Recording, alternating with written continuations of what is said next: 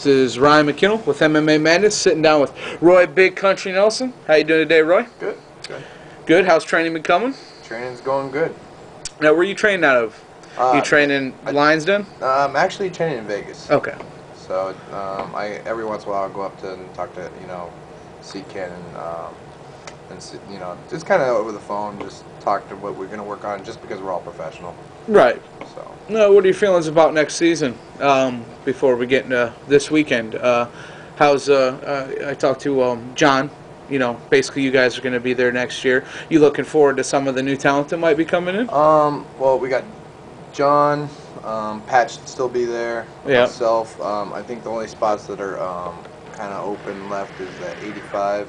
Right. And the 205.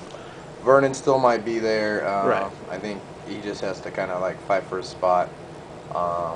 But there's been some rumors, running around with who we're going to get. But I think we're going to have a stronger team next year than what we did this year. All right. So talk about. I'm sure you have disappointment. Talk about your disappointment about not getting to fight Ben, having him with his contract and whatnot. Disappointment. Not really disappointed. Just kind of more of a letdown, just because I really wanted to. I really wanted to fight Ben, and just kind of just put it more in cement, more in his head, just like, you really ain't that good. No. And basically for the fans out there just to kind of go, yeah, Roy did get robbed, so this time there's not a ounce of doubt in anybody's mind. So Certainly to say you'd be looking for a knockout. Knockout or just like whatever. Yeah, last time I actually wasn't even worried about taking him down. No. Only reason why I did the takedowns in the last couple round, third round, was just because it was just to cement, like, yeah, I already won. I already knew I was going to beat him on his feet, so it wasn't like I got to try any harder. That's the reason why we didn't, my whole game plan was actually not even to stand with him. Right, and that goes back to, I guess, the old saying, don't leave it to the judges, Yeah, but... And I don't disagree with you. I couldn't believe it. I was sitting ringside, and like I said before, I'm not trying to be, play favorites, and Ben is a great guy. But, I've rewatched the fight, and maybe it was the hometown crowd, who knows? But I think it was hometown judges, Illinois judges.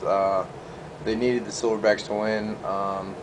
I mean, guns, everything was just going the Silverbacks, way. So I think they just wanted to make sure the Silverbacks had a chance to be in the playoffs. Right. And I think that's really what it came down to.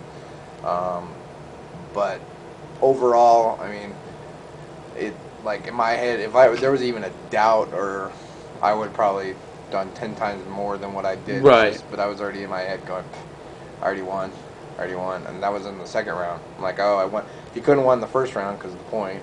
Right. And then the second round, I was like, oh, I won, and then the third round, I'm like, I definitely won.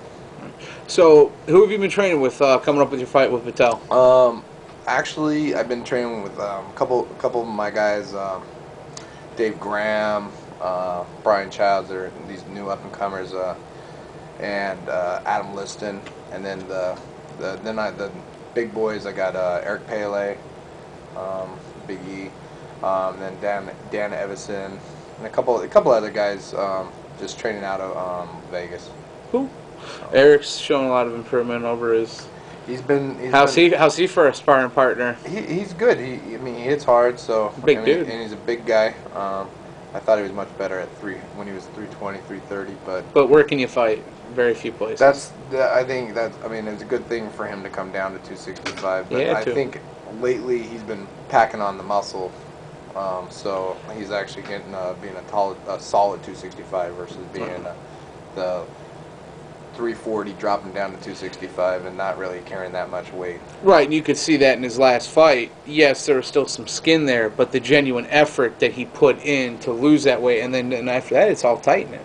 Yeah, which is basically what you're saying. He's working on. Yeah, it's not even the tightening. Just that at 340, he was a solid, massive a man. Where now it's like it was before it was like extra weight, but now he's putting on the muscle, and now he hits just as hard as when he was 340. So it's so it's coming up. So he's been hitting the gym. So it's good for me, because the more he gets better, the better it pushes me. Right. Well, let's talk about Patel for a minute. He was kind of a late replacement. Does that affect you in any way? Actually, it changes the whole Grand Prix just to a certain degree, because For sure. I found out actually, was it Friday, so less than a week ago. Yeah. But the whole change, the changing of the guards type thing with him was him coming over. Now Jouge, I think, doesn't have such an easy match as before. So Right. I think that one's actually going to be a little bit, funner to watch for the fans, because it's going to be a lot closer than I think the Brian Jouge fight. Yeah. Oh, that's right. That's right, Brian. Okay. So, not looking past your opponent Saturday, but what do you think about, the future? What do you see happening with next season? You feel pretty excited? I feel really good. I mean, we all have our dreams, and Right. If I can win the next two, knock on some wood, Right.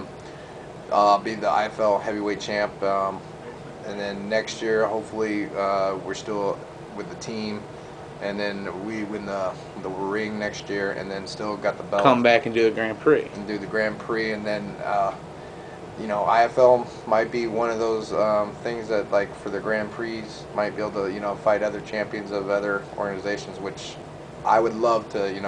I think I could fight a Fedor, because he's a little guy compared to. From what I've heard, I talked to Mike C, and they said they were on the boardwalk one day with him and Tim, and they got a picture, and they were just like, hey, what's up?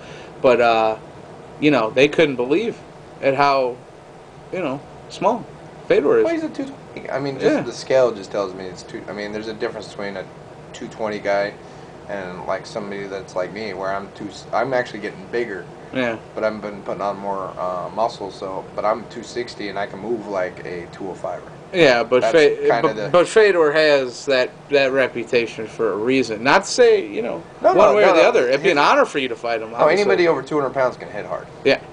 The key is not to get hit in the face where it knocks you out.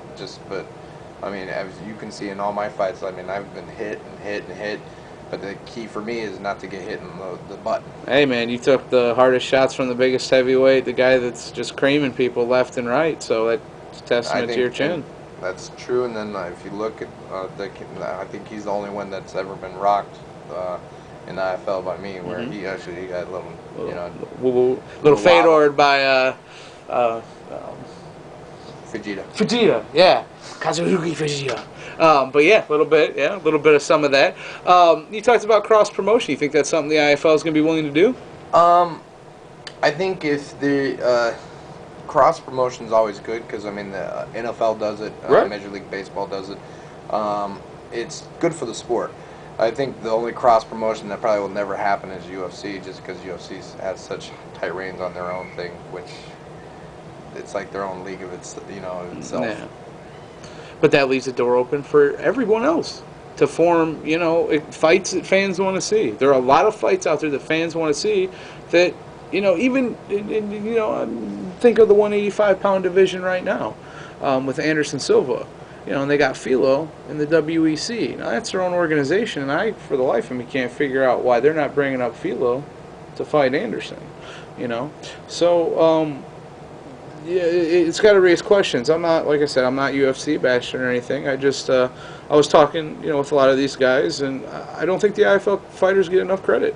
I don't, No, I think that's kind of where I kind of want to, why I think the cross promotion is kind of needed, right. Or even bringing you got a couple guys that's fought in the UFC that's over here, of course. But I think the majority is like once we form some champs or whatever, then actually have them go over and do some cross promotions, because if they win, it just gives more validity to the IFL, right. Where they're like, we got one of the best, the best fighters. Yep. And usually the best fighters go wherever the money is. Yep. And the IFL, I've heard, is taking care of their fighters just fine. Okay. Well, I don't want to go too far. Yeah. We'll just and on that note, we'll end it.